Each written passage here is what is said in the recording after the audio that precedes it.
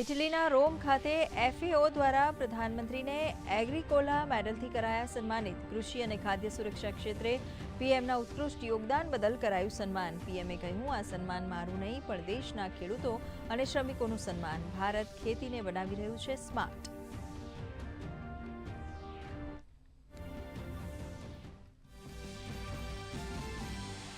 ભારત અને ઇટલી વચ્ચે સંરક્ષણ, કૃષિ, મેરીટાઈમ અને પોર્ટ, ટેરર ફંડિંગ રોકવા સહિત 15 મહત્વના મુદ્દે કરાર. પીએમએ કહ્યું, પ્રધાનમંત્રી મેલોનીના નેતૃત્વમાં ભારત ઇટલી સંબંધોને મળી નવી ગતિ. બંને દેશો વચ્ચે 2029 સુધી 20 અરબ યુરોના વેપારનું લક્ષ્ય.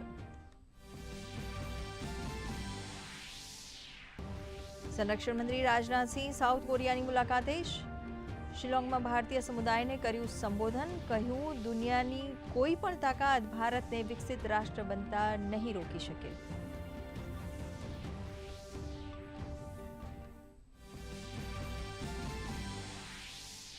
નીટ યુજી પેપર લીક મામલે કોર્ટે 5 આરોપીઓને 2 જૂન સુધી મોકલ્યા ન્યાયિક કસ્ટડીમાં. તો શિક્ષણ મંત્રી ધર્મેન્દ્ર પ્રધાને નકલી ટેલિગ્રામ ચેનલો સામે કાર્યવાહી કરવા આપ્યા આદેશ.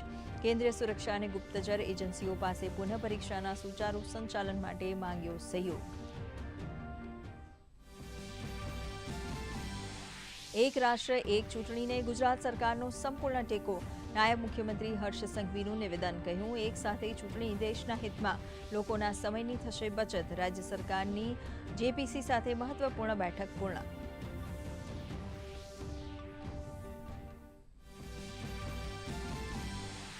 મુખ્યમંત્રીની અધ્યક્ષતામાં મળેલ કેબિનેટ બેઠકમાં રાજ્યમાં પેટ્રોલ ડીઝલની સ્થિતિ અંગે કરાઈ સમીક્ષા. પ્રવક્તા મંત્રીએ કહ્યું, રાજ્યમાં ઈંધણની સ્થિતિ પર સરકારની નજર. સંગ્રહખોરી ડામવા રાજ્ય સરકાર પ્રયત્નશીલ. લોકોને અફવા પર ધ્યાન ન આપવા સરકારની અપીલ.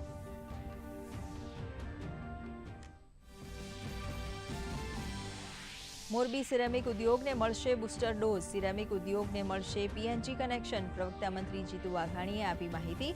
તો ઇલેક્ટ્રિક વાહનો માટે લોકોને પ્રોત્સાહિત કરવા સરકાર પ્રયત્નશીલ. ચાર્જિંગ સ્ટેશન બનાવવા સરકાર ઝડપથી લેશે નિર્ણય.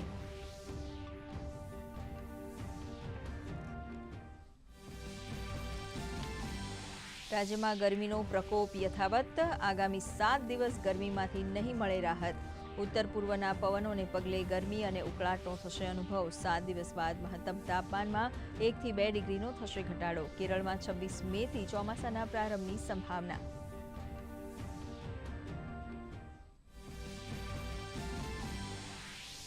અને IPLમાં આજે કોલકાતા નાઇટ રાઇડર્સ અને મુંબઈ ઇન્ડિયન્સ વચ્ચે મેચ. કોલકાતાએ ટોસ જીતી પસંદ કરી બોલિંગ. મુંબઈની નબળી શરૂઆત. કેમરૂન ગ્રીન અને સૌરભ દુબેએ ઝડપી 2 વિકેટ.